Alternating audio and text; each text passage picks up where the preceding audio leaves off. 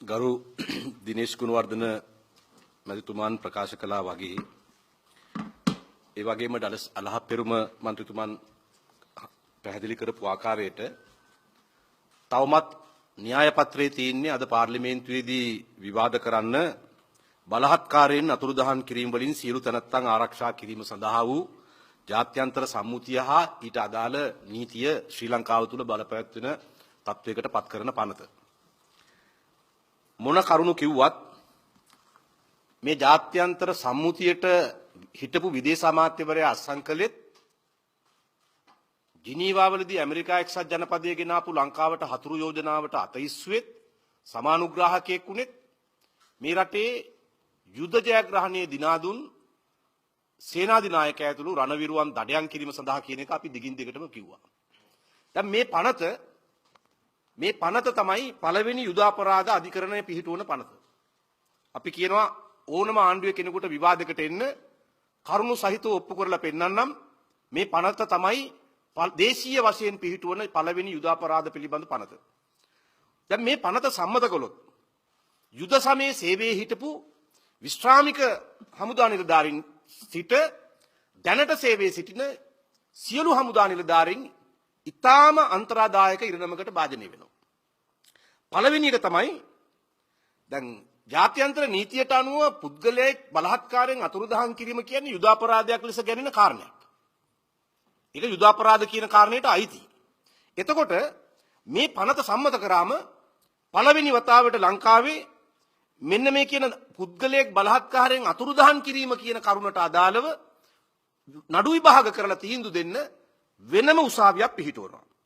ඒ උසාවියට බලය තියෙනවා මේ පනතින් ලැබෙන නීතිමය බලය අනුව ඒ අතුරුදහන් බලහත්කාරයෙන් පුද්ගලයෙක්ව අතුරුදහන් කරපු හමුදාවේ කවුරු හරි පුද්ගලයෙක් විතරක් නෙවෙයි අනදෙන පුද්ගලයා දක්වා වරදකරුවන් කොට දඬුවම් කරන්න.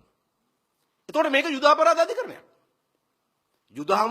අපේ රටේ ආරක්ෂක හමුදාව 30 අවුරුද්දක් තිස්සේ මේ රට වෙලාගෙන තිබිච්ච විනාශකාරී යුද්ධය ඉවර කරපු එකට මල් මාලා දානවා වෙනුවට මේ රටේ නිදහසේ හුස්ම ගන්න ඉඩ ලබා දීපු එකට මල් මාලා දානවා වෙනුවට මේ ආණ්ඩුව අද හදන්නේ ඒ මිනිස්සුන්ගේ බෙල්ලට තොණ්ඩුව දාන්න. තොණ්ඩුව දාන උසාවිය තමයි මේ පිටවන්නේ. එතකොට මේක නිකන් උසාවියක් නෙවෙයි. මේ උසාවියට පැමිණිලි කරන්නේ ඊළඟට දැන් ඔබ දන්නවා අතුරුදහන් වුවන්ගේ කාර්යාලය පිහිටුවීම පනත සම්මත කරා. ඒක අනුව සාක්ෂි කරුවන් පෙන්වන්න ඕනේ නැහැ. ඒ කියන්නේ නොදන්න සාක්ෂිකාරයෙක්ගේ සාක්ෂියක් පිළිගන්න පුළුවන් අධිකරණයට. ඒතකොට මේ උසාවියටත් ඒ විදිහට තමයි සාක්ෂි පනත බලපාන්නේ නැහැ. අතනින් සාක්ෂිකාරයා කවුද කියලා නොදැන සාක්ෂි එතනින් එකතු කරනවා නඩුව මේ උසාවියට දානවා නඩුව අහනවා. එතකොට ඒ මගින් මේ රටේ යුදමය සමයේ සේවය කරපු සියලු විශ්‍රාමික හා දැනට සේවයේ සිටින සියලු හමුදා නිලධාරීන් ඔවුන්ගේ පැවැත්ම පිළිබඳ අනතුරකට භාජනය වෙනවා. අනිත් එක යම් කිසි හමුදාවේ කිසියම් පුද්ගලයෙක් නීතියට පිටින් යම් දෙයක් කරලා තියෙනවා නම් මේ රටේ දැනට තිබෙන නීතිය අනුව එවැනි ඒවට දඬුවම් කරලා තියෙනවා. දැනට තියෙන අධිකරණයෙන් ඒවා විභාග කරලා තියෙනවා. ඒවා පැමිණිලි ගිහිලා තියෙනවා. එතකොට එහෙම තියෙද්දි එහෙම උදාහරණ දෙන්න පුළුවන් ඕන තරම්. එහෙම තියෙද්දි ඇයි විශේෂිත අධිකරණයක් පිහිටුවන්නේ මේ බලහත්කාරයෙන් අතුරුදහන් වූවන් පිළිබඳ නඩු විභාග කරන්න. එතනම තියෙනවා අන්නර ජාත්‍යන්තර න්‍යාය පත්‍රයට අනුව ඒ හදන්න යන යුද අපරාධ අධිකරණයේ පළවෙනි ආරම්භය තමයි මේ. ඊළඟ එක තමයි මේ පනත සම්මත වුණොත් අතුරුදහන් වීම පිළිබඳ සොයා බලන්න.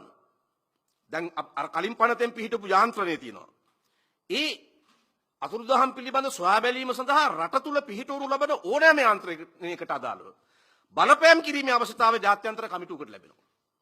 මේ පනත සම්මත කරොත් අතුරුදහන් පිළිබඳ සොයා බලන්න රට තුල පිහිටවනු ලබන ඕනම යාන්ත්‍රණයකට ඔය කියන විශේෂිත උසාවියට එහෙම නැත්නම් අර අතුරුදහන් වූවන් පිළිබඳ සොයා බලන කාර්යාලයට බලපෑම් කරන්න ජාත්‍යන්තර කමිටුවකට බලය ලැබෙනවා. ඒ විතරක් නෙවෙයි අතුරුදහන් වූවන්ගේ කාර්යාලයේ නමින් පිහිටවපු අර්ධ අධිකරණ කොමිසමේ කටයුතු මෙහෙවීමේ හැකියාවත් ඒකට ලැබෙනවා. දැන් අර කලින් පනතෙන් පිහිටෙව්වා අතුරුදහන් වූවන්ගේ කාර්යාලය නමින් එක එක්තරා ගත්තොත් අර්ධ අධිකරණමය බලයක් තියෙන ආයතනයක් මේ කටයුතු මෙහෙවීමේ හැකියාවත් අර ජාත්‍යන්තර කමිටුවට ලැබෙනවා. එමගින් රටේ අභ්‍යන්තර කාරණාවන් වලට විදේශීය බලවේගයකට අතපොවන්න ඇඟිලි ගහන්න රටේ ස්වෛරී භාවයට හානි කර ආකාරයට මැදිහත් වෙන්න අවස්ථාව දොරටුව මේ පනතෙන් විවෘත කරලා දීලා තියෙනවා. තුන්වෙනි එක තමයි දැන් මම අර කියපු අතුරුදහන්නුවන්ගේ කාර්යාලය එහෙම නැත්නම් ඒ අර්ධ අධිකරණ කොමිසම ඒකේ සාක්ෂි පනතට අදාළ නැහැ. මම කලින් සඳහන් කළා ඒකට දෙන සාක්ෂි අරයා මාව අතුරුදහන් කරා අර හමුදා නිලධාරියා තමයි අපේ අයියව අරගෙන ගියේ පැහැරගෙන ගියේ ඒ නිසා එයා තමයි වක් කියන්න ඕනේ කියලා කෙනෙක් සාක්ෂියක් දුන්නට සාක්ෂි කරුවා හෙළි නොකර සාක්ෂිය බාර ගන්න පුළුවන්. අපේ සාක්ෂි පනත එතනට වළංගු වෙන්නේ නැහැ.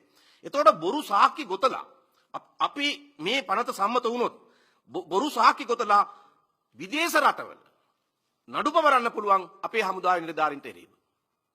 ඒ විදේශ රටක ආරක්ෂක හමුදා සමාජිකයෙක් චූදිතයන් බවට පත් කරලා විදේශ රටක අධිකරණයක නඩු දානවා.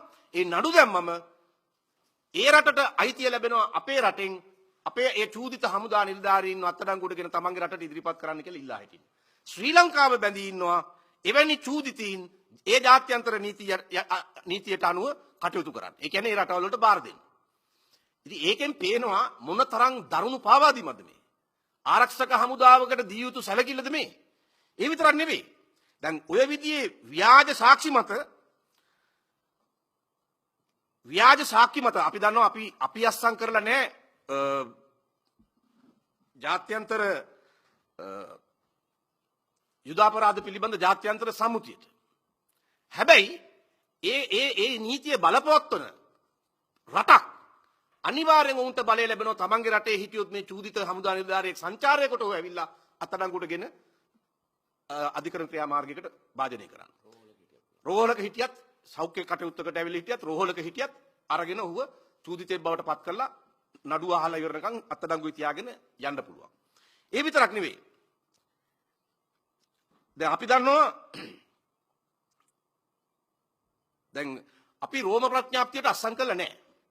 හැබැයි අපි අස්සම් නොකරට ඒ අදාළ අපි හිතමු හමුදා නිලධාරීන් ඉන්න සෞඛ්‍ය කටයුත්තකට හරි ගියත් ඒ රට අස්සම් කරලා තියෙනවා නම් රෝම ප්‍රඥාප්තියට අපි මේ ජාත්‍යන්තර මේ අතුරුදහන්නුවන් පිළිබඳ ප්‍රඥාප්තියට අපි අස්සම් කරලා තියෙන හන්දා අපි මේ නීතිය බලාත්මක කරලා තියෙන හන්දා ඒ මගින් බලය ලැබෙනවා චූදිත හමුදා නිලධාරීන් වෙනත් රටකදී අත්අඩංගුවට ගන්න. එතකොට බලන්න කල්පනා කරලා මේකෙන් වෙන්නේ මොකද්ද? දෙමළ ඩයස්පෝරා එක ගාව තියෙනවා ආරක්ෂක හමුදාවල ඔවුන්ගේ කොටි ත්‍රස්තවාදයේ පරාජයට පත් කිරීමට අදාළව ඉතා වීර වික්‍රමාන්විතව ක්‍රියාත්මක වෙච්ච යුද හමුදා බුද්ධ්‍යංශ නිලධාරීන් එහෙම නැත්නම් හමුදාවේ වෙනත් නිලධාරීන් පිළිබඳ නාම ලේඛනයක්. ප්‍රායෝගිකව වෙන්නේ මේක. මේ නාම ලේඛනයේට දැනට මේගොල්ලෝ බොරු සාක්ෂි හදලා නඩු පවරන්න ලෑස්ති කරනවා. පැමිණිලි කරන්න ලෑස්ති කරනවා. අතුරුදහන්නුවන්ගේ කාර්යාලයට පැමිණිලි කරනවා. මේ පනතෙන් හදන විශේෂ අධිකරණයේ නඩුව විභාග වෙනවා. මේ බොරු සාක්ෂි දාලා අර ආරක්ෂක හමුදාවල LTT පරද්දන්න ඉතාම උවමනාවෙන් හා උනන්දුවෙන් කැපවීමෙන් කටයුතු කරපු සියලු හමුදා නිලධාරීන් හිරගෙට දක්වන්න තමයි මේ පනත ගෙන්නේ. මේක දේශද්‍රෝහී පනතක්. මේ වගේ පනතක් සම්මත කරන ආණ්ඩුවක රටට අබමල් රුණක හරි ආදරය කරන මිනිහෙකුට ඉන්න යුතුයකමක් නැහැ. ඒ නිසා සමහරු කියනවා දැන් මේක අද විවාදයට ගන්න නැතුව తాවකාලිකව කල් දාන්න යනවා කියලා. తాවකාලිකව කල් දැමීමෙන් ප්‍රශ්නේ ඉවර වෙන්නේ නැහැ. මේ පනත අකුල ගන්න ඕනේ. මේ පනත සම්පූර්ණයෙන් ප්‍රතික්ෂේප කරන්න ඕනේ. ත්‍රිනිකායික මහානායක ස්වාමීන්ද්‍රයන්න් වහන්සේලා ප්‍රදානයේ ඒ මහා සංඝරත්නය ඊයේ කරා ඉතා වැදගත් ප්‍රකාශයක්. එතෙන්දී මේ පනත ගැනත් කිව්වා. මේ පනත හකුල ගන්න කියන බලකිරීමත් ආණ්ඩුවට කළා. ආණ්ඩුව මේ රටේ ත්‍රිනිකායික මහා සංඝරත්නයේ ප්‍රකාශයවත් පිළිගන්නේ නැහැ කියන එකයි මේ පනත නැවත අරගෙන ආවොත් අද විවාද කළොත් ඒකෙන් ඔප්පු කරලා පෙන්නන්නේ. ඒ වගේම ඒ නිසා අපි තාම ඕනකමින් මේ රටේ රණවිරුවන් බිල්ලට ගන්න දේශීය වශයෙන් අතුරුදහන්නුවන් පිළිබඳ යුදාපරාධ අධිකරණය පිහිටුවන්න ගෙනෙනු ලබන මේ පනත වහාම හකුල ගන්න කියලා අපි ආණ්ඩුවෙන් ඉල්ලා හිටනවා.